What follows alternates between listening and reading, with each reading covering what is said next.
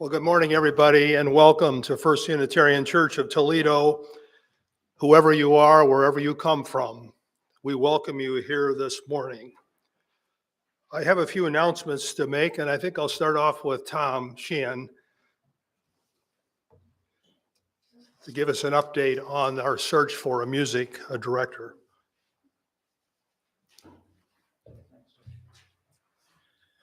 Well, good morning, everybody. Well, the month of February should be a very interesting and exciting month for us. We will have at least one, and perhaps two, candidates for the job of music director, filling in as guest musicians on 2 Sundays. So everybody can be involved. You can get a sense of who they are. They can get a sense of who we are. The guest musicians will work with the choir before the service.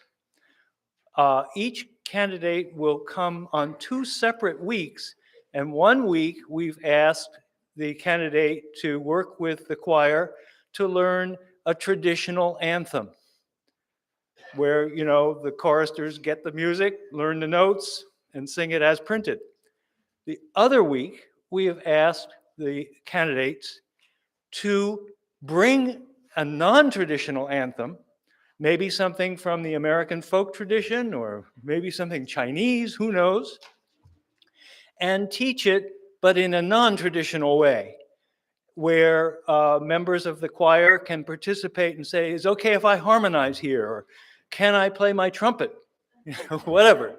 So it's a very, very different style of music, which is what we've had in the past. So we're really looking for a very talented person who is able to do both of these styles of music and play the piano and.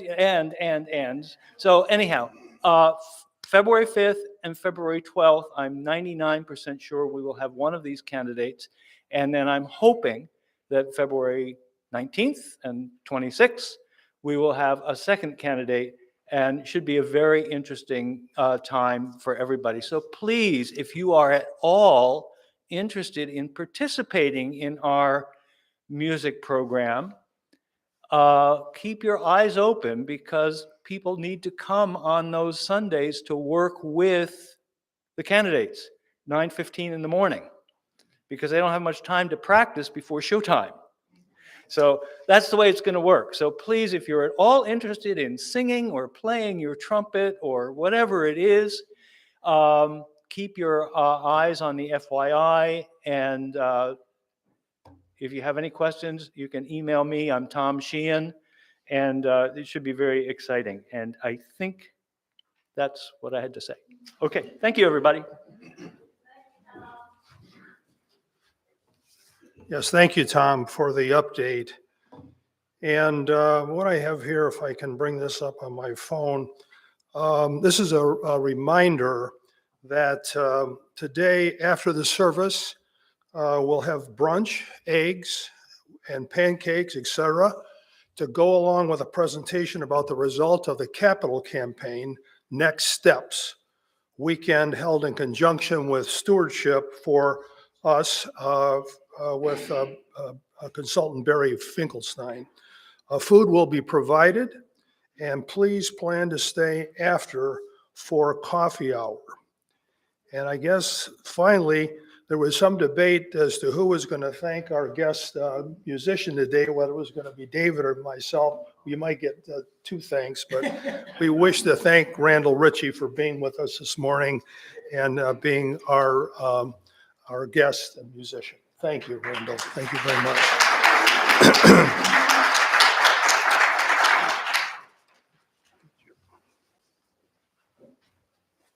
Thank you, Joe, and thank you, Tom. On our minds and in our hearts today, I know that several of our members and friends have parents with declining health, so we are thinking of those friends and their parents today. I also lift up our thoughts for Sierra Webb and her 3 young children. Sierra, I knew Sierra when she was coming of age as a teenager, and she was active in this congregation leading music for a while, but now she's very busy with her 3 young children. Sierra's partner, Shane, passed away earlier this week. The visitation memorial service for Shane will be this Tuesday, January 17th, with the visitation in the afternoon and the service at 7 p.m. You can contact me for more details, and it's also on our church Facebook page. Let us support all of these beloveds with cards or visits, phone calls or text messages, and always with our heartfelt sympathy.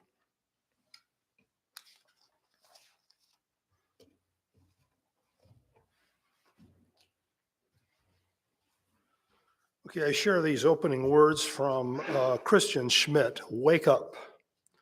Let us wake up, not just from the Sunday morning exhaustion, from the wish for a few more drowsy minutes in bed.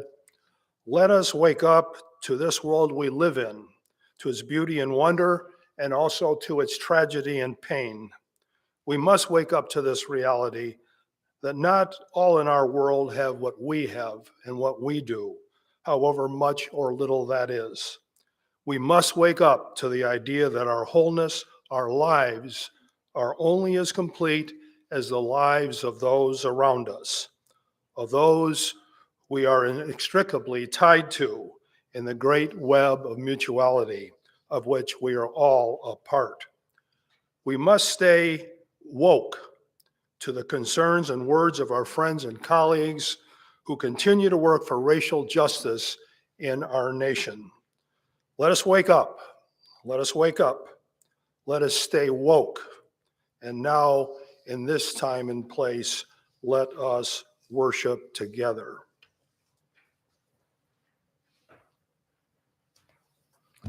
This chalice lighting comes from the Reverend Charles Howe. We light this chalice to affirm that new light is ever waiting to break through to enlighten our ways, that new truth is ever waiting to break through to illumine our minds, and that new love is ever waiting to break through to warm our hearts. May we be open to this light and to the rich possibilities that it brings us. Please join me in reciting the covenant of this congregation, which should appear on our monitor there. Love is the doctrine of this church. The quest for truth is its sacrament, and service is its prayer. This is our great covenant, to dwell together in peace, to seek the truth in love, and to help one another. Please rise as you are able and sing with us, "We Shall Overcome," hymn number 169. We'll sing verses 1, 2, and 3.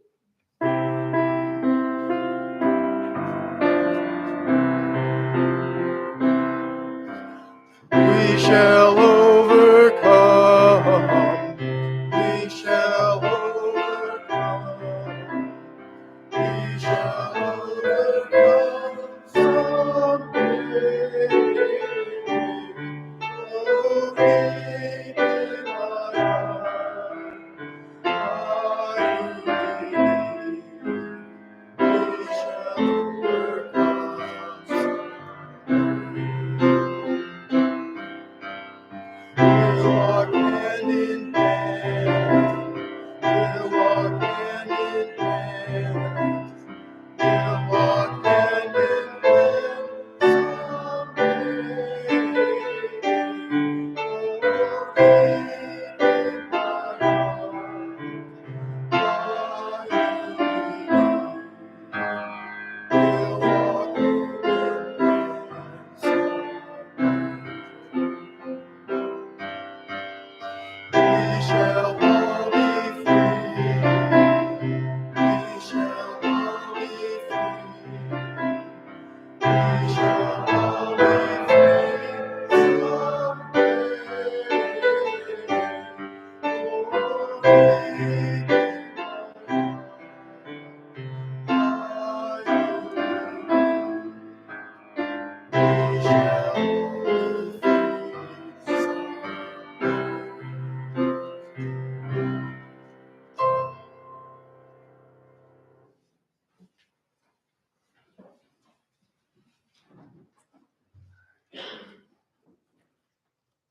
Who knows what we have here? The Wonder Box. Everybody say ooh. Everybody say ah. Do I have any friends here today who would like to open the Wonder Box and tell us what's inside? Sawyer's on it. Just tell us what you see in there.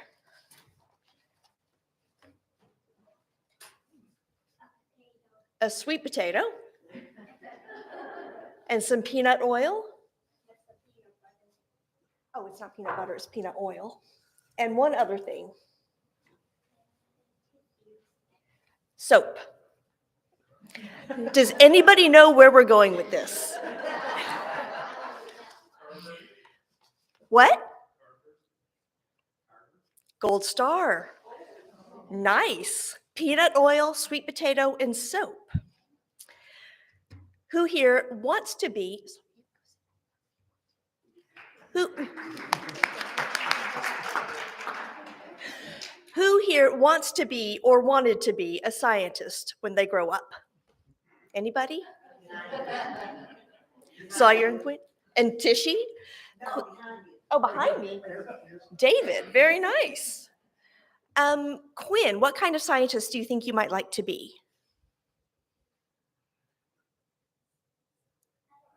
Hard to say. What about you, Sawyer? Do you have any ideas?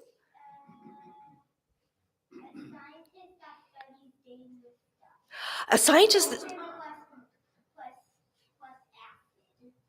a scientist that studies dangerous stuff plus acid. Yeah, so to do science experiments. And Sawyer, I'm just going to guess, but do you want to be a scientist who studies dangerous stuff in acid because you think that's really cool and interesting?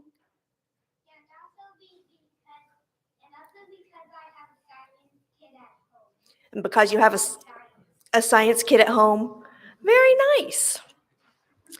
George Washington Carver was a brilliant scientist and inventor who came up with hundreds of new uses for peanuts, as well as soy and sweet potatoes.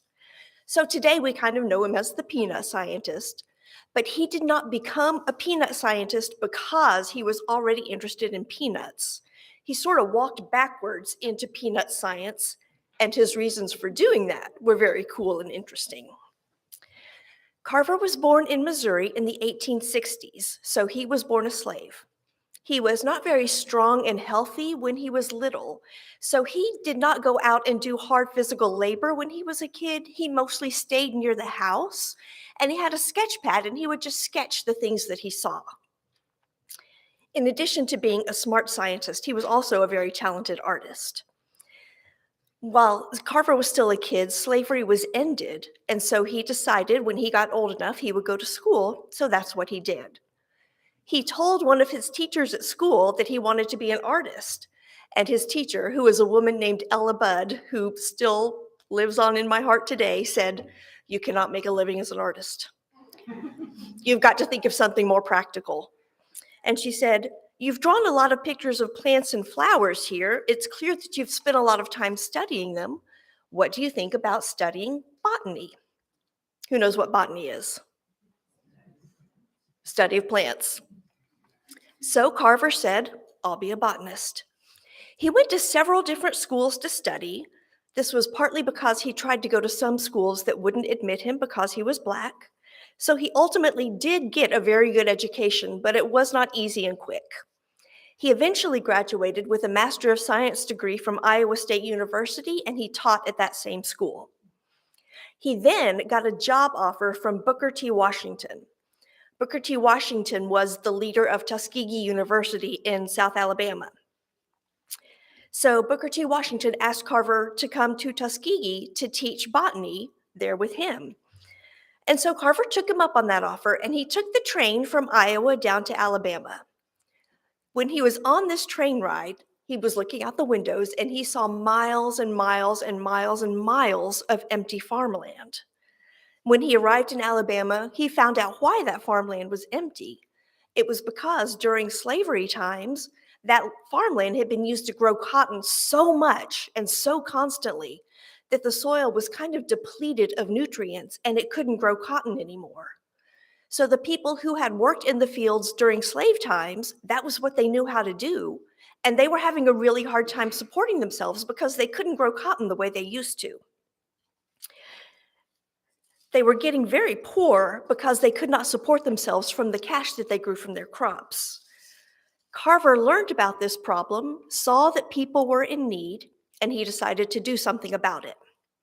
So Carver, a botanist, took soil samples and analyzed them to see what nutrients the soil had in it and what plants those nutrients could support. He found that the land would be excellent for growing peanuts, as well as sweet potatoes and soybeans. The problem was that people all over the world would buy millions of pounds of cotton, but nobody wanted millions of pounds of peanuts. So Carver said, "Okay, you don't want to eat the peanuts, that's fine, we'll find more uses for them," and sweet potatoes and soy. He created things like peanut oil, peanut milk, peanut cheese, peanut ice cream, peanut soap, wood stains, dyes, flour, coffee, ink, shaving cream, lotion, and paper. From sweet potatoes, he created vinegar, molasses, glue, rubber, ink, wood fillers, library paste, and sweet potato donuts. And from soy, he created milk, cheese, ice cream, flour, oil, adhesives, and fabrics. George Washington Carver was a brilliant scientist and inventor. And more importantly, he was a person who worked hard to improve the world for the people who live in it. He didn't have the goal of being rich or famous. He had the goal of first being educated and second, helping people. Following these goals was what led him to peanuts and to become the inventor that we know today. He was not a Unitarian or a Universalist, but he did live as an excellent example of our UU values.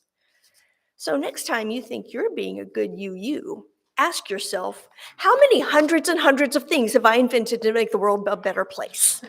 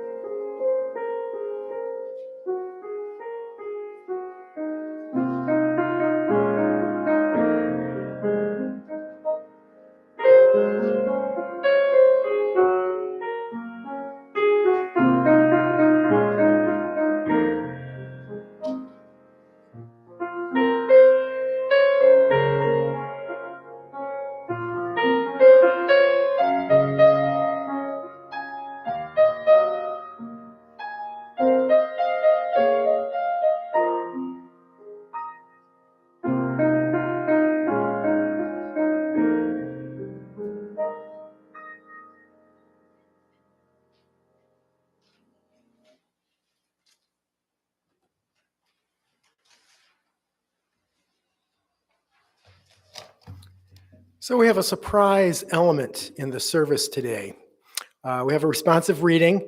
I meant to get it into the order of service, but overlooked it. So you will see it on the screen here. This is entitled A Network of Mutuality by Martin Luther King Jr. I will read the words in normal text, and then Joe and the congregation will read the words in italics. I guess maybe it's the other way. Is it right? It's the other way around on the screen. I guess I'm Joe in this spot. We are caught in an inescapable network of mutuality, tied to a single garment of destiny.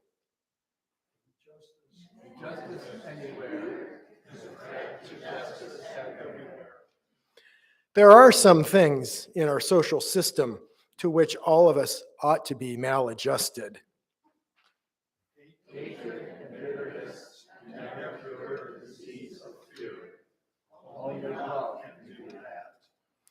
We must evolve for all human conflict a method which rejects revenge, aggression, and retaliation.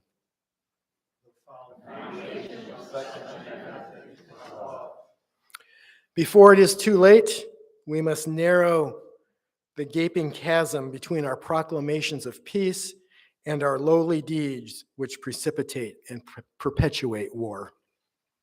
One day we must come to see that peace is not merely a physical goal that we seek, but a means by which we arrive at that goal.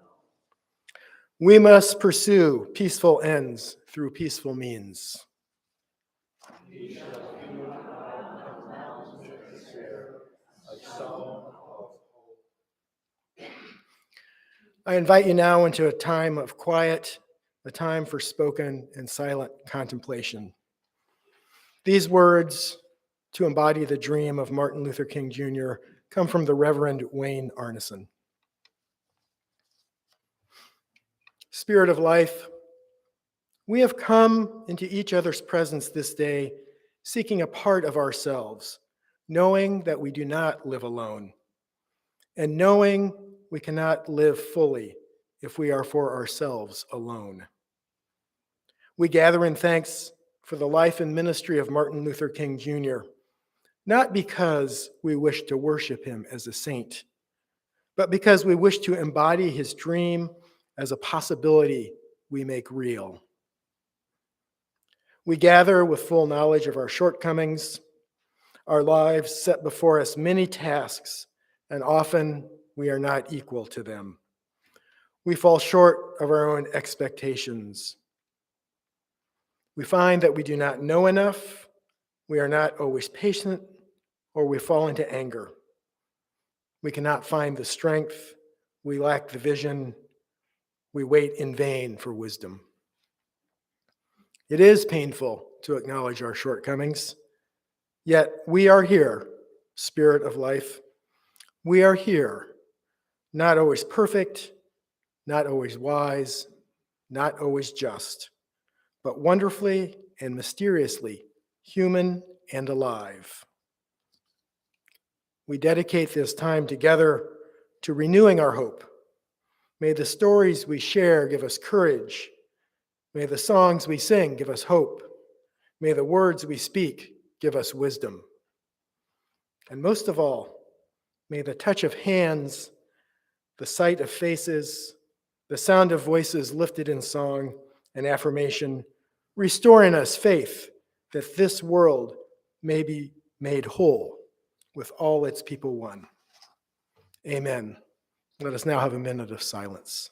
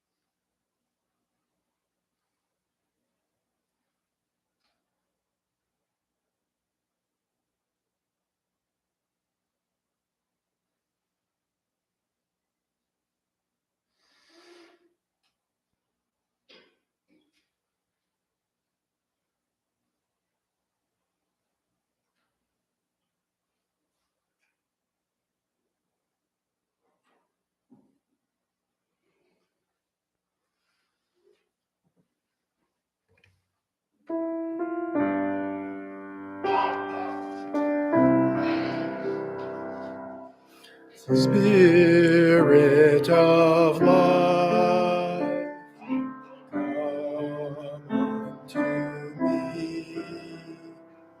Sing in my heart the stirrings of compassion.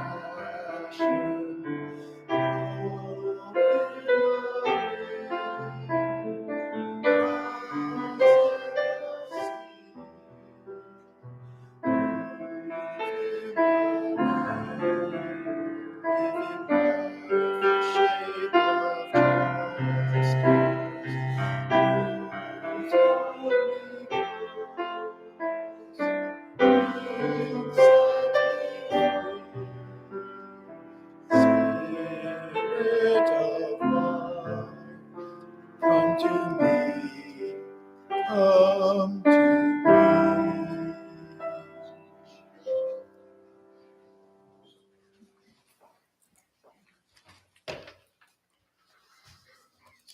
I have this reading, Prophets by Clinton Lee Scott, found in number 565 in your hymnal.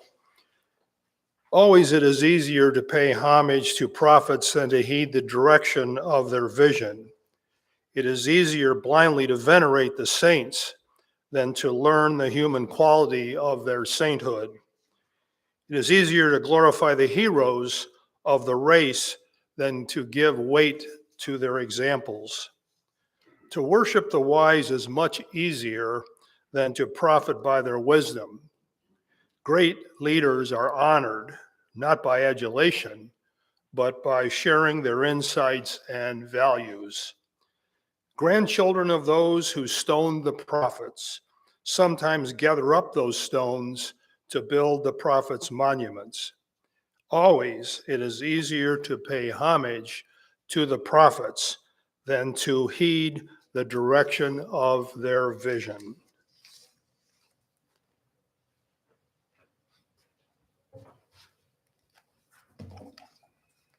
I had the opportunity to visit Washington, D.C. last October, so I took one crisp sunny day touring the monuments on the National Mall. My first stop was the Jefferson Memorial, which houses a 19-foot-high bronze statue honoring a complex Renaissance man. Not only was Jefferson the primary author of the Declaration of Independence and the third president of our country, he wrote letters which included memorable statements. He described the First Amendment to the United States Constitution as building a wall of separation between church and state. Later, in 1822, he wrote to a friend, "I trust that there is not a young man now living in the United States who will not die a Unitarian." Jefferson was a religious liberal and attended several Unitarian services in Philadelphia, but he never signed the membership book. Jefferson loved classical architecture, so it is fitting that his statue is in a classically styled building. Nevertheless, we should remember that Jefferson was a slaveholder and that he was able to pursue his interests in architecture and science and learning and culture because of the wealth created by those enslaved persons. My next stop was the Lincoln Memorial, also in the form of a neoclassical temple. This 19-foot-high statue of a seated Lincoln was carved out of marble as an enduring symbol of unity, strength, and wisdom. He successfully guided the country through the Civil War. And when I reflect on the challenges recently faced in this country, such as an insurrection and the difficulty in selecting a Speaker of the House earlier this year, I consider Lincoln's success in preserving the Union to be a truly remarkable achievement. Lincoln is often praised for freeing 4 million enslaved persons. This statement is true, but it is incomplete. The southern states seceded because they feared that the basis of their economy, human slavery, would be abolished. Lincoln did not go to war for the high-minded principle of freeing enslaved people. Rather, he went to war to preserve the Union. And this justification is clearly documented in his letters, which are on display at his memorial. Thus, Lincoln, like Jefferson, was a complex man who is rightly credited with some important achievements. But Lincoln was not perfect, and we should not ignore his imperfections. If we overlook characteristics that now seem negative, then we risk not knowing who Lincoln or Jefferson really were. The next stop was the Vietnam Veterans Memorial, a black granite wall that chronologically lists the names of 58,000 American servicemen and women who died or were listed as missing in action from 1959 to 1975. When I looked at that shiny wall bearing those etched names, I could see my face dimly reflected back. I remember when this memorial was completed in 1982, because the tragedy of the Vietnam War was still being evaluated during my formative teen years. Moreover, I remember because the designer, Maya Lin, was the same age as me. She submitted her design when she was a junior in college, and it was completed during her senior year. I thought that I did well in college. But my senior chemistry project with dangerous chemicals, I like that answer, just does not compare. My last stop on the National Mall was the Martin Luther King Jr. Memorial, and I thought it was stunning. This 30-foot-high sculpture made out of granite was completed in 2011, but I admit that I don't recall much about the design or the dedication of it. I guess that I was asleep. However, when I saw this memorial, I was startled out of my metaphorical slumber by the powerful symbolism of the sculpture. When I initially approached the memorial, I saw only the profile of Dr. King emerging out of the stone of hope. I quickly snapped a photo on my phone with no expectation that I would use it in a church service. After circling this massive sculpture, I realized the memorial actually consists of 3 granite pieces, which show the stone of hope moving forward from the mountain of despair. Although rock is inanimate, this lithic trio brings to life the metaphor that we heard earlier from Dr. King's I Have a Dream speech. If you approach the memorial from the intended direction, then you would literally pass through the valley defined by the mountain of despair. And there you can see the stone coming out, leaving the mountain behind, thus signifying the struggles faced by Dr. King during his lifetime. I think it is important to highlight that this memorial could be misinterpreted to suggest that Dr. King was the stone of hope. However, Dr. King was not an egotist. He did not consider himself the stone of hope. As he stated, with this faith, we will be able to hew a stone of hope. Imagine for a moment if Dr. King had attempted to march across the Edmund Pettus Bridge on his own, without other Black leaders, without white allies, without ministers from other denominations, without thousands of other protesters. Do you think the march would have garnered the same news coverage or had the same impact on this nation? The periphery of the Martin Luther King Memorial is defined by a curved inscription wall which extends from both sides of the mountain. 14 quotations from Reverend King's speeches, sermons, and writings are inscribed on this wall. For example, "We shall overcome because the arc of the moral universe is long but bends towards justice."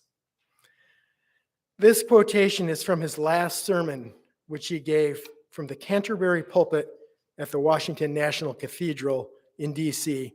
on March 31st, 1968, just 5 days before he was assassinated in Memphis.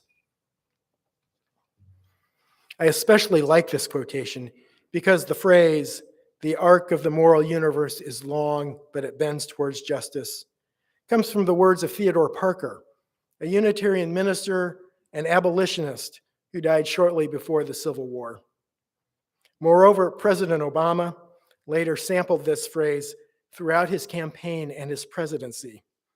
According to the Daily Beast website, the quote is so important to Obama that he had it literally woven into a rug in the Oval Office.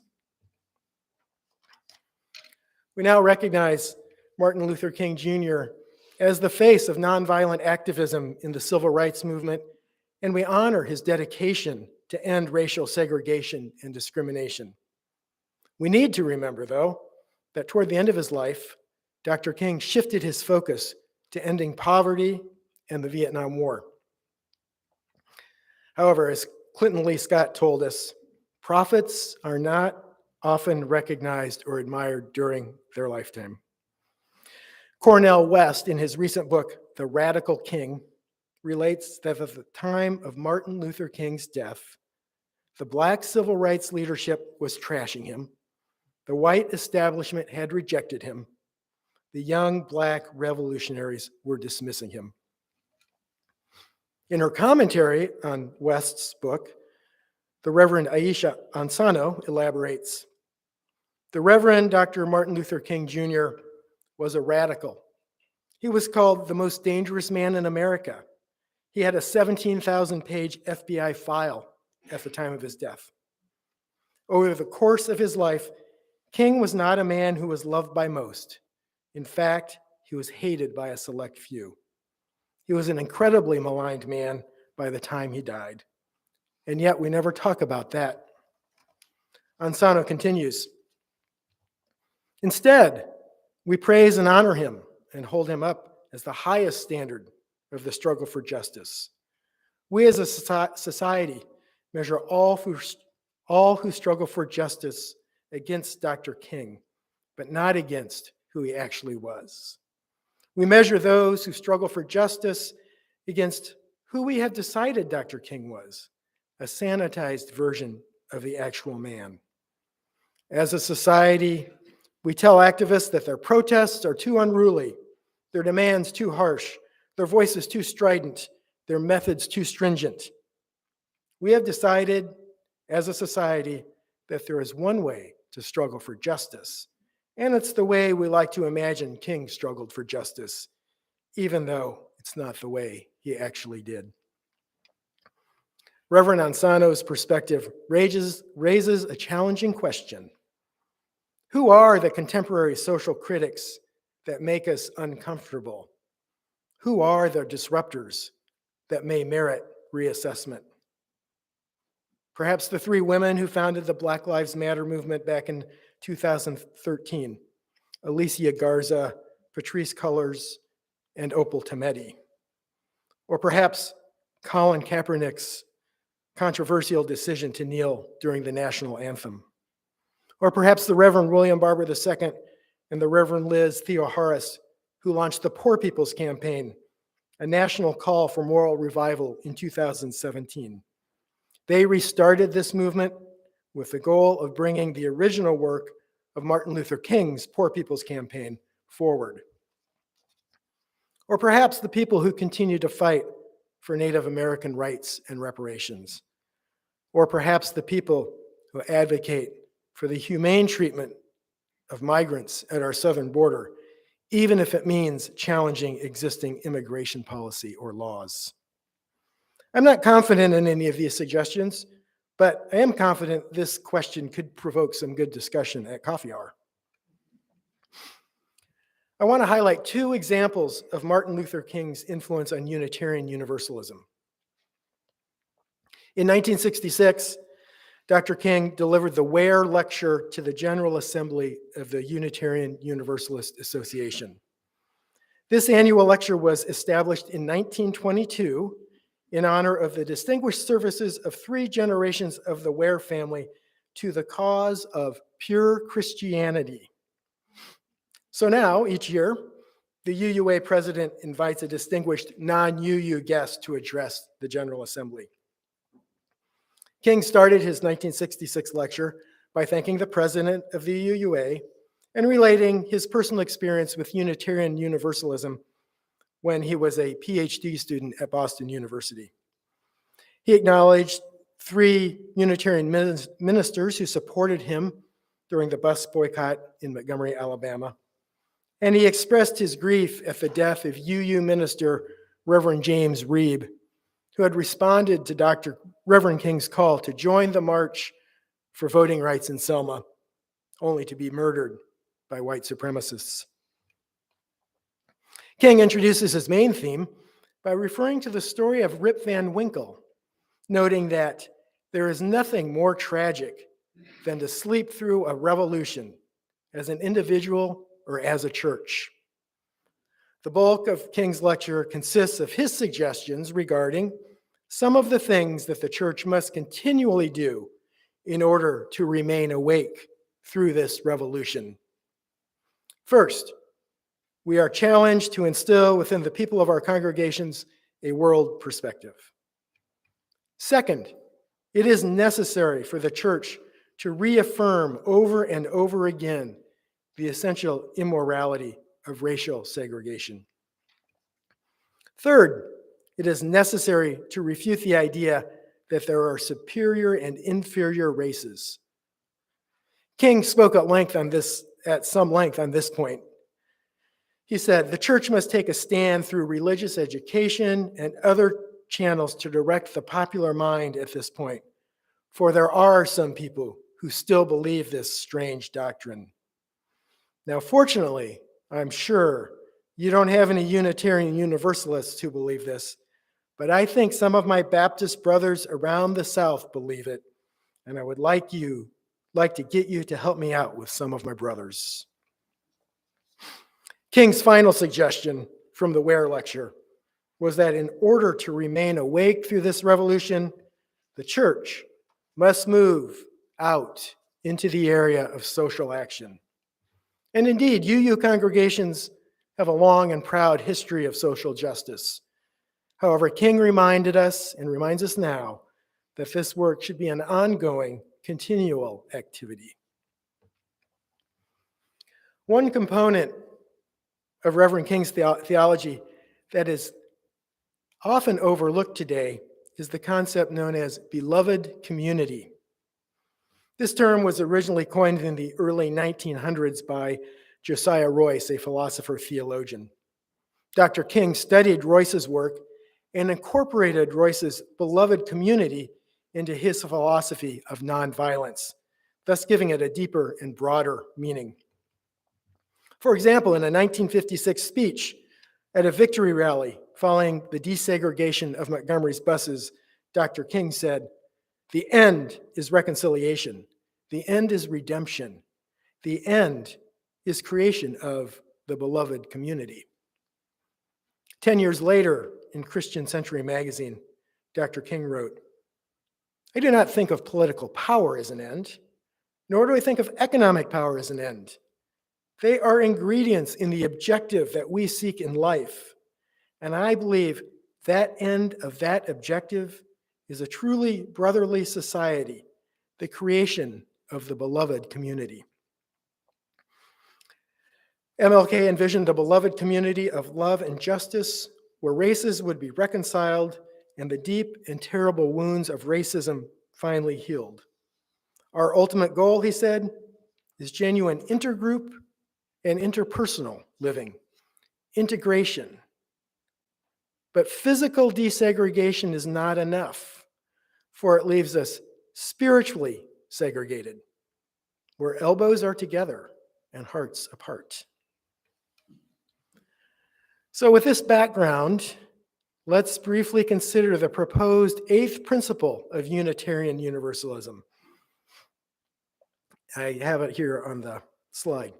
We, the member congregations of the UUA, covenant to affirm and promote journeying towards spiritual wholeness by working to build a diverse, multicultural, beloved community by our actions that accountably dismantle racism and other oppressions in ourselves and our institutions. And so to be clear, I did not capitalize beloved community in that statement. This is the typography and the wording of the folks that drafted the principle and have advocated for its adoption by Unitarian Universalist congregations. Using capital letters for beloved community signifies to me that it is a proper noun, that it refers to King's vision and theology. I realize you can't see the typeface below, but I listed the history of this principle and the website where we can find more about it. The principle was drafted in 2013 by a grassroots movement of committed UUs. Although most of our UUA leadership has endorsed it now, they did not charge a committee or create a committee to draft this principle, and they don't require us to adopt it. Our Board of Trustees for this congregation is conducting a straw poll to assess the level of support within this congregation for the proposed 8th principle. If you haven't already done so, please see the special UU FYI that came out on January 7th. You should find a link to more information about the principle, and I hope that I have provided a little bit of useful perspective for you when you choose to cast your vote. So I'll conclude now by recapitulating the opening words which urged us to wake up, stay awake, stay woke. This last phrase gained popularity during the Black Lives Matter movement, and unfortunately is now a subject of ridicule among some folks. Nevertheless, I think it has an important meaning for us. Waking up implies that one has been asleep, that one has something to wake from, that one has not always been as well-informed or thoughtful or compassionate as one might have been.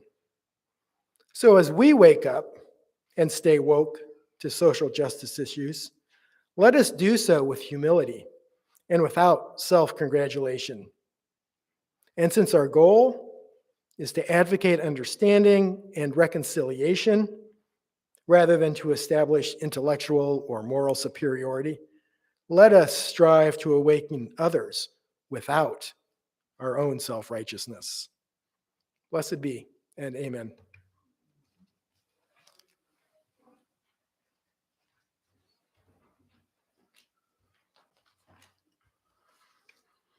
We now, excuse me, we now come to the offering and offertory. And if what we say, hear, and do at First Unitarian has meaning and value to you and the world, we ask that it be reflected by your support, both in service and financial. It is commonly heard in churches, God shall provide. I'm not sure God's address, but I am sure that gas and electric bills come to 3205 Glendale. So we ask your support as your conscience and your ability permit. There are a number of ways that you can support this church. And if you look on the screen, you will see you can go to our website, uutoledo.org, and click on Give, and then click on Online Giving. You can also send checks to First Unitarian Church of Toledo, and there is our address, 3205 Glendale. There is our baskets outside the doors at the rear, and in your hymnal rack, you will notice envelopes that indicate you could give for an annual pledge, capital campaign, special collection, or other donations. And we thank you for your support, both financial and service.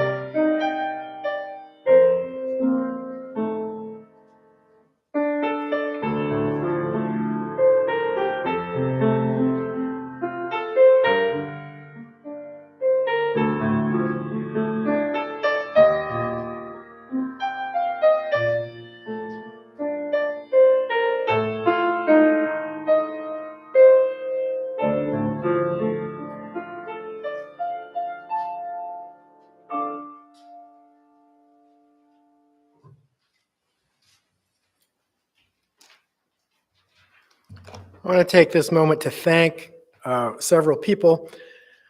Randy Ritchie played the piano. We already thanked him for that, but I also want to acknowledge that he's a relatively new member of the congregation. He and his wife Gretchen joined in November.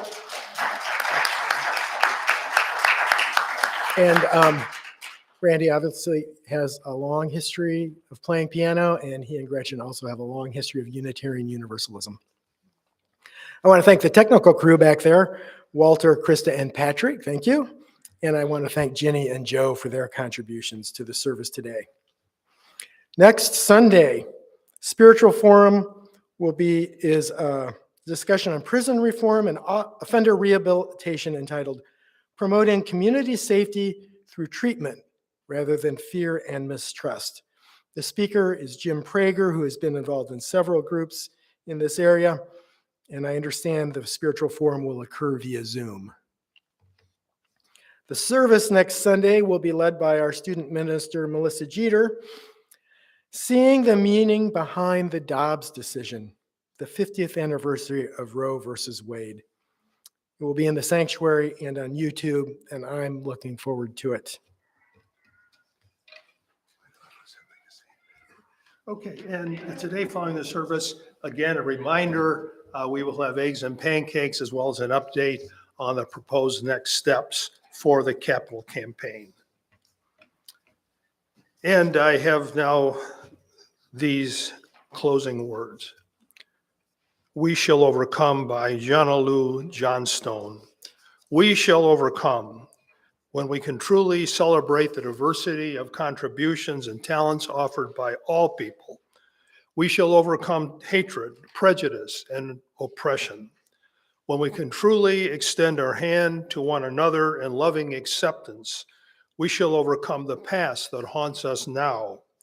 Living in peace and freedom, we shall overcome the wrongs that have happened and the debts left unpaid.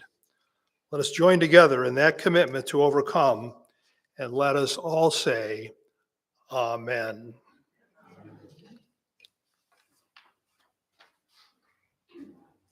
As Joe extinguishes the chalice, I refer back to our chalice lighting words where we affirmed that new light is ever waiting to break through to enlighten our ways.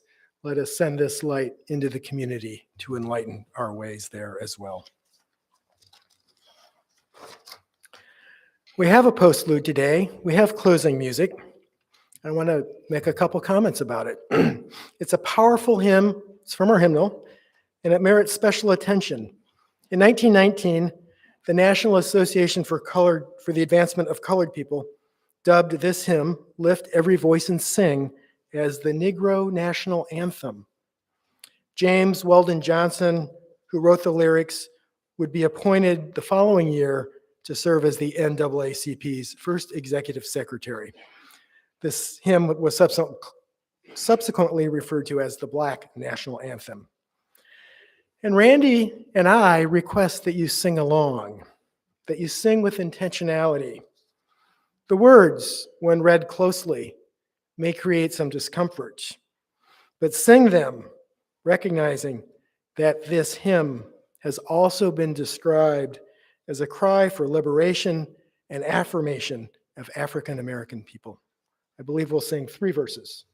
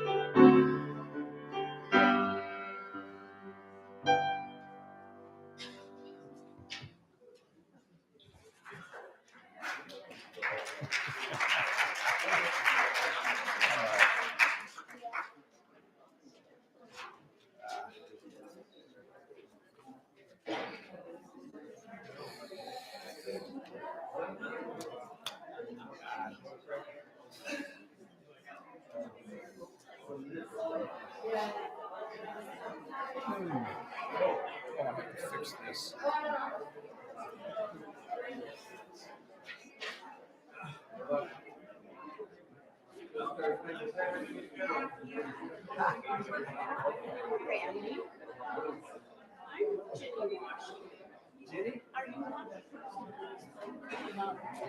Yes.